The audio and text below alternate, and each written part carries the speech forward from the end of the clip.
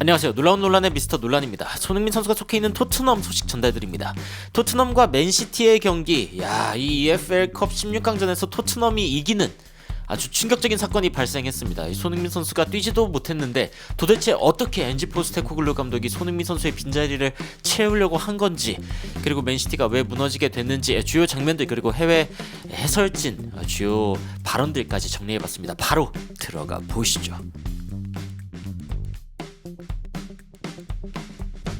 일단 토트넘의 라인업입니다. 비카리오 키퍼가 나선 가운데 아치그레이, 로메로, 드라구신, 반더벤. 아무래도 이제 포스터 키퍼를 내세우긴 좀 그랬겠죠.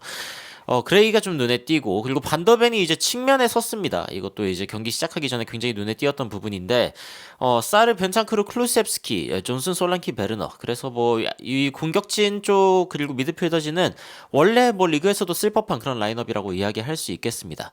반면 맨체스터 시티 같은 경우에는 이제 오르테가 키퍼를 후방에 놓고 아케, 아칸지, 스톤스, 루이스, 귄도안, 그리고 누네스, 오렐리, 그리고 맥아티, 사비우, 그리고 필포든을 맨 앞에 놓고 이렇게 나아가는 모습을 보여줬는데, 이게 이 경기 굉장히 흥미로운 경기였습니다. 자, 일단 이 교체 명단에도 손흥민 선수가 없다는 게 확인이 돼가지고 손흥민 선수가 오늘 진짜 안 뛰는구나라는 걸 알 수 있었지만, 맨체스터 시티 같은 경우에는 이제 뭐 혼란이나 주전들이 이제 대거 이렇게 포진되어 있기 때문에 언제 곧 또 나올 수 있지 않겠나, 뭐 이런 생각이 들긴 했습니다만, 여하튼 일단 이렇게 경기가 진행이 되었고, 첫 골은 베르너에게서 터졌습니다. 제가 이런 해설을 하게 될 거라고 이제 오랫동안 꿈꿔왔는데, 베르너가 드디어 골을 넣어줬습니다. 이제 전반 굉장히 이른 시간에, 사실은 뭐 5분 만에 골을 넣었는데, 어떻게 골을 넣었냐? 측면 쪽에서 그 토트넘의 전개가 굉장히 좋았습니다. 굉장히 좋았고, 클루셉스키가 이 공을 받았을 때 반대쪽으로 이제 가고 있는 베르너를 본 거죠. 그래서 한 번에 넘겨줬는데, 베르너의 결정이 좋았습니다. 이 상태에서 원터치로 그냥 차가지고 그냥 집어넣어 버리거든요. 이게 뭐 살짝 굴절이 있었다고 보여지기는 하는데, 그래서 들어갔는지도 모르겠지만 여하튼 들어갔습니다. 베르너가 한 번에 원터치로 결정력 있는 슈팅을 보여주면서 순간 손흥민 같은 모습을 보여줬다라고 이야기할 수 있겠죠. 레온 오스만, 이 BBC 라디오 5에서 이제 이야기하고 있는 이분은 원더풀 골, 아름다운 골이었다라고 해설을 하면서, 티모 베르너가 이제 공을 접근하는 상황에서 좀 느려 보였는데, 그런데 이번 공은 그래도 빠르게 가져가가지고 슈팅까지 가져갔다라고 이야기를 했고, BBC 같은 경우에 또 이제 데안 클루셉스키가 티모 베르너를 중간에서 잘 찾았고, 특히 오른쪽에서 토트넘의 연계 플레이가 굉장히 좋았다라고 이야기를 했습니다. 베르너가 일단은 뭐 비판을 많이 받고 있기는 하지만, 그래도 이게 자신감을 좀 끌어올려 줄 수 있지 않을까, 뭐 이런 식의 반응이었습니다. 실제로 베르너가 웃는 모습이 이제 잡히기도 했고요. 그런데 이제 토트넘이 오래 웃지는 못했습니다. 왜냐면 이제 반더벤이 태클을 하는 과정에서 햄스트링이 올라와 버렸기 때문인데, 이 태클 이후에도 뭔가 햄스트링을 몇 번 이렇게 만지작거리더니 결국엔 주저앉아 버렸어요. 그래가지고 팀 닥터가 와가지고 괜찮은가 이렇게 보는데 안 괜찮은 것 같더라고요. 그래서 이제 반더벤 선수가 울먹이면서 나가는 장면이 있었는데, 이 장면이 개인적으로 너무 마음 아프고, 사실 이 장면 때문에라도 토트넘은 무조건 이겨야 했습니다. 반더벤이 이렇게까지 뛰었고, 이제 심지어 자신은 본인 자리가 센터백인데 그게 아니라 사이드백으로 뛰다가 이렇게 부상을 당했다? 이거는 진짜 토트넘이 무조건 이겨야 되는 이유가 하나 더 생긴 거죠.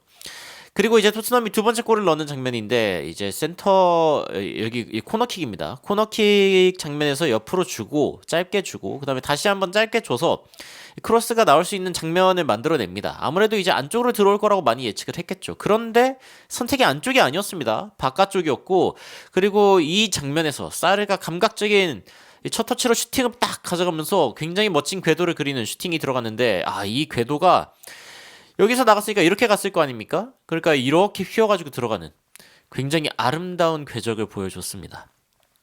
사르가 이제 세리머니를 하는 모습을 보여줬고, BBC에서도 사르가 굉장히 멀리에서 brilliant strike, 굉장히 멋진 슈팅을 가져갔다. low and curling into the bottom corner, 밑에 쪽 코너로 이제 휘어 들어가는 그런 모습을 보여줬고 오르테가가 이제 굉장히 슬퍼하는 모습을 보였는데 상대 키퍼죠. 예, 고개를 절레절레 저었는데 좀 더 잘해야 했나? 뭐 이런 식의 반응이었습니다만 뭐 어떻게 더 잘할 수 있었을까요? 손이 거의 닿기 직전이긴 했지만 와, 이 휘어 들어간 공이 이쪽으로 코너 밑쪽 코너로 딱 들어가 버리면서 거의 뭐 빨려 들어가는 그런 슈팅을 보여줬습니다. 두 골 앞선 토트넘 하지만 역시 방심할 수 없죠. 맨시티도 이제 전반 추가 시간에 한 골을 꽂아 넣었는데 근데 이제 측면 쪽에서 이제 크로스를 올립니다. 생각보다 단순한 공격이라고 느껴질 수 있는데 중간 쪽에서는 그레이가 아무래도 이제 딸려 들어와 버린 상태였기 때문에 반대쪽이 비어버렸단 말이죠. 이런 움직임은 사실상 맨시티가 이미 계획한 움직임이었을 가능성이 굉장히 높고 이런 상황 가운데 이제 먼 쪽으로 크로스가 날아가니까 그걸 이제 그대로 마무리를 한 거죠. 이렇게 되면서 누네스의 골이 터지게 되고 맨시티는 어떻게 보면 이제 역전을 할 수 있겠다라는 어떤 희망을 갖게 되는 장면 중에 하나였습니다. 포스테코글루 감독이 고개를 절레절레 흔드는 그런 장면이 나오기도 하죠. 사비뉴가 굉장히 잘 오른쪽으로 들어와가지고 칩 이렇게 찍어 찼는데 마티우스 누네스가 그대로 그거를 하프 발리 슈팅으로 넣어버렸다. 이렇게 올 줄 알았다. 뭐 이런 식의 이야기들이 나왔습니다. 그리고 이제 토트넘이 그 이후에도 사실 중요한 기회들이 되게 많았는데 사실 토트넘의 전술은 이기고 있으면 이기고 있을수록 상대방이 더 무리하게 앞으로 나오기 때문에 훨씬 더 유리해지거든요. 그래서 베르너가 좋은 기회가 굉장히 많았습니다. 특히 이 장면 51분 장면 맨시티 수비라인 여기까지 올라와 있죠. 그런데 토트넘엔 베르너가 있습니다. 굉장히 빠르죠. 그래서 베르너가 공을 잡고서 달려가는 장면인데 솔직히 손흥민 선수가 이렇게 잡았으면은 와 골이다라는 생각이 들었을 텐데 일단 여기서도 좀 두고 보자 싶은 느낌이 들죠. 베르너니까. 그리고 혹시 자신감이 올라온 베르너라면 혹시 모른다라고 생각했는데 근데 마지막 슈팅이 종이 한 장 차이로 그러니까 이 골키퍼 손에도 잘 닿지 않았지만 진짜 이 한 끗 차이로 안 들어가는 그런 장면이 있었습니다. 이건 진짜 너무 아쉬웠고 티모 베르너가 모든 거를 잘했는데 유효 슈팅만 기록하지 못했다. 이게 유효 슈팅만 됐으면 골이었다 이거죠. 이런 게 좀 아쉬웠고 베르너는 정말 하나의 움직임으로 우리를 실망시킨다. 베르너 정말 재밌는 선수인데 근데 진짜 한순간에 우리를 실망시키는 선수다라고 BBC 라디오에서도 이야기를 했습니다. 밀리미터 차이로 안 들어갔다. 자, 뭔가 이렇게 멘탈이 흔들릴 수 있는 그런 기세가 보이고 하다 보니까 이제 토트넘에서는 손흥민 선수를 대신할 수 있는 경험치로 데이비스를 넣어줍니다. 저는 이 선택이 나쁘지 않았다고 보는데 일단은 그러니까 이 센트럴 디펜더 중앙 수비수 역할을 해주고 있던 로메로를 빼주고 이제 데이비스를 넣는 거죠. 그리고 이제 토트넘은 좀 아쉬운 장면들이 많이 나왔지만 그래도 추가적으로 실점은 하지 않았습니다. 제일 아쉬운 장면 아마 이 장면인데 82분에 히샬리송이 자책하는 장면이죠. 이게 상대방이 스로이 이쪽으로 넣으려다가 아니지롱 이쪽으로 넣을 거지롱 하면서 페이크를 넣었는데 제대로 잘 줬으면 상관이 없는데 열로 넣어버렸습니다. 그래가지고 오히려 히샬리송이 이 공의 궤적을 보고 먼저 반응을 했어요. 그래가지고 히샬리송이 결국에는 이 공의 경합에서 승리를 하게 됩니다. 근데 슈팅을 하는데 상대 옆에 있는 이 수비수를 너무 과하게 의식해서인지 뭔지 몰라도 아주 그냥 정직하게 골키퍼한테 공을 패스하듯이 줘버렸습니다. 이거는 슈팅이라고 보기도 애매하고 이렇게 넓은 공간이 있는데도 불구하고 골키퍼한테 줘버린다. 이건 좀 문제가 있죠. 여하튼 추가적인 실점 없이 끝나서 다행이기는 하지만 양 팀이 가져간 어떤 교체를 통해서 포석을 좀 보면은 일단 사르를 빼고 비순마를 넣어주면서 중원에서 조금 더 싸워야 된다. 그러니까 사르는 활동량이 많긴 하지만 비순만 좀 더 전투적이죠. 그런 부분을 좀 활용하고자 한 토트넘이었고 그리고 맨시티 같은 경우에는 일단 전반전에 지고 있는 상황이었기 때문에 그바르디올이나 코바시치 같은 주전 멤버들을 조금 더 넣어줬습니다.